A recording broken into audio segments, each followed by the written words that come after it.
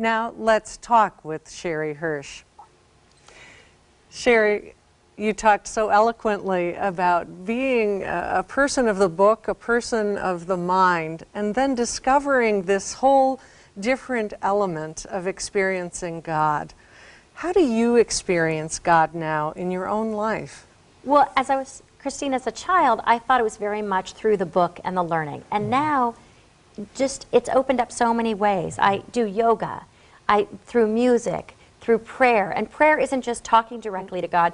Prayer can be as simple as in the car, taking a deep breath and stopping. And also, my favorite place to pray is in the shower, because I'm alone. And with 4 kids, you need a moment of privacy to talk to God. Otherwise, but that isn't even always private, to be honest. Right. Right. I'm struck that in addition to Christianity and Islam, which are also traditions of the book and monotheistic traditions that believe in one God, you mentioned Buddhism. And Buddhism is a non-theistic religion. I'm wondering what you have learned from a non-theistic religion which has enriched your own faith. Well, I spent a lot of time in Thailand and also in the East, because I really wanted to grapple with what Eastern tradition has to offer us. First of all, Jews are noisy, and the Eastern faiths are very quiet. And I thought we have to get quieter. And I think the Eastern philosophy taught me so much to be quieter, to listen as opposed to talking. And we talk a lot, that's what we do. But it was to be quiet, to listen, and also to realize that there is a voice of God within you. And that if you pay attention, it may have a lot to say. And I found that in my own life. As you try on for size these other expressions, you say so beautifully that you are not giving up being a Jew, that this is still your central core. I don't know exactly how to put this, but how do these other traditions help you be a better Jew? Well, I think when you meet someone of faith, you share something very powerful. You both share a belief that the world is better because there is something greater than you. And so you already have a link. It's just you don't know it, because so often what society points out or the media points out is our differences, because it's more media savvy, right? But actually what we really have in common is a shared belief that there is something greater in the world. And I think when you see that, you look into the eyes of another human being and you know that they are an agent of God and that they are a child of God. And you can't behave the same way. You can't yell at a clerk when you see in their eyes that they're an agent of God. And I try to keep that at the forefront of my mind. Do I do that every day? I don't know, but I try my best to. Sometimes harder with children than with clerks. Right. I was going to say, you always treat your friends better than your family, which is true. So. I lead an interfaith organization, and it's an interfaith organization that works particularly with young people. And one of the questions I get all the time is there an age that's too young to start introducing young people to religious diversity? And I'm struck about your story of being introduced to religious diversity when you were a kid through Baptist preachers on television. I'm wondering how you would answer the question of when to introduce young people to religious diversity. Well, I think it's never too young. And it's interesting because I sent my child at first to my oldest child, to a Jewish day school. And then we moved him to a non-Jewish school, and it's there that he embraced his identity. So I think there's something magical that happens when you have to own your differences, and when you learn that you're not so different, that you have things to teach, but you also have things to learn. And it's interesting because I've seen with all my children now, as they're entering into secular schools, into non-Jewish schools, how much they're embracing their own Judaism, and how I want them not to be threatened. My son, actually, just a short story, my son was giving his winter pageant in the church. And he asked me, do you think God would be upset? And I said, what do you think? Because, every training in parenting throws it back on them. And he said to me, actually, when I got in there, it was so beautiful that I thought, this must be a wonderful place of worship for people of the Christian faith. And I thought, okay, we're done for this holiday season. Right? Like, yeah, we're clear. Exactly. He's still a Jew, but he gets it. Yeah. And the other thing I do, I was going to say, Eboo, is you can almost say anything in our house, but you can't say the word hate. Hate is the worst possible word you can say in our house. And I think that is a learned word and a learned sentiment. And you have to teach that it is a non-acceptable, worse than I think almost any other word. Even I hate spinach is not allowed in our house. Right. That's radical. Well, honestly, because you can, it extrapolates to something greater, and I don't want it to.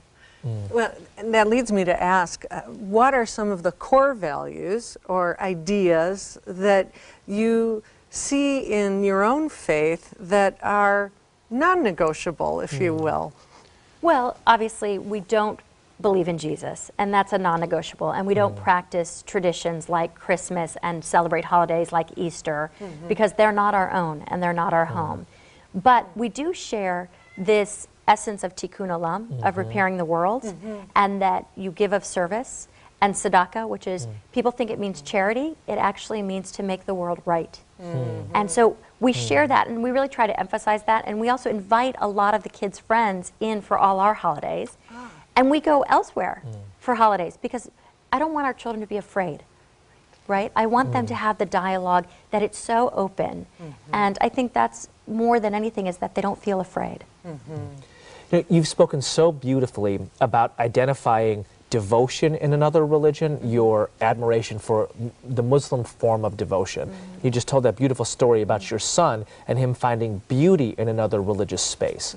But I'm struck by what you just said about Judaism and tikkun olam and the social action path within Judaism. Has there been a social action dimension of another religion that you've encountered and found admiration for? Well, absolutely. I mean, I see it in Christianity especially because we're very connected to the church. We have a church closer than our synagogue within walking distance. So we pass the church to go to our synagogue. And I see them very active, and our next-door neighbors, we're very involved with them. So we've been very much inspired by that. And I think more than anything, I think it's what traditions share, that they share this desire to heal the world. And you see now, with all the things going on in our world, you don't say, oh, it's the Jews that are helping, or it's the Christians. It is humanity that is helping. It is people. But it's only newsworthy, the one person that doesn't, you know? Right? But it's really, it's humanity that is of service. So I do see it in Christianity, I see it in Islam, I see it in all religions that there is a real service component. Have you been part of any service organizations or activities, secular or in the community, that have brought people together on those projects of justice and right? So many, it's hard to pick one, but we hosted the Dalai Lama at our synagogue, which was something fantastic. We go every year on, I don't want to say once a year to Thanksgiving to serve meals, but that's the day we definitively go. But our synagogue, for example, every month we run a homeless shelter and we run a kitchen. So we go back and forth, and it's so fluid. And actually one of the biggest decisions I had as a rabbi in the pulpit was I wanted to bring a gospel choir into the pulpit for Martin Luther King Day. Wow. And there was a little bit of hesitation. What if they start singing Jesus? And I said, oh, what if they would actually have passion? And everybody was like, do you think we'll catch it? Unfortunately, it's not contagious, right? And I think some things are good to be contagious. I think devotion would be a wonderful thing to have a little more infectious nature to it. So, you know, one of the things that strikes me is that your journey is more and more the norm than the exception. Yes. Which is to say that people encounter religious difference very early in their lives, and they watch how that religious difference strengthens their own conviction and makes them a better whatever they might be. The other thing that strikes me is that not only is that the norm now, but it's affected remarkable people throughout 20th century history. I think about Gandhi in London reading the Sermon on the Mount and finding some of the core dimensions of Hinduism within that ethic. I think about Heschel, Martin Luther King. There you go. Right. Well, that's exactly what I was going to ask you. Is there a hero that you hold up who was deeply committed to his own religion but found it enriched by encounter with another religion? And Sherre, I think that this might be our last question. Our time is winding up, and so I'm looking for a really exciting hero that you can send us away with. It's maybe not exciting, but he's famous in our family, which is my Uncle Harry. He was a rabbi for 50 years in the same congregation, but he marched with Martin Luther King and with Heschel on the March on Washington, and spent many, many days in Selma, Alabama. And he really is a legend in the Jewish community. So he's not famous in the global sense. Make him famous but on he's 30 famous Good Minutes, in my family.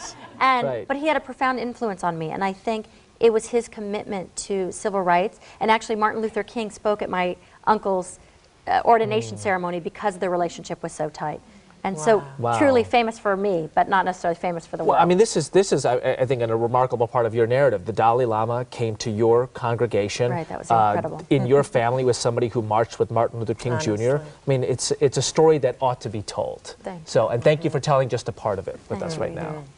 It's true, and I'm so inspired to think about all of the places in my own life where there have been those connections that perhaps have been in the background, that are beginning to emerge in my own imagination about things to savor in these interfaith connections. Thank you for sharing your story.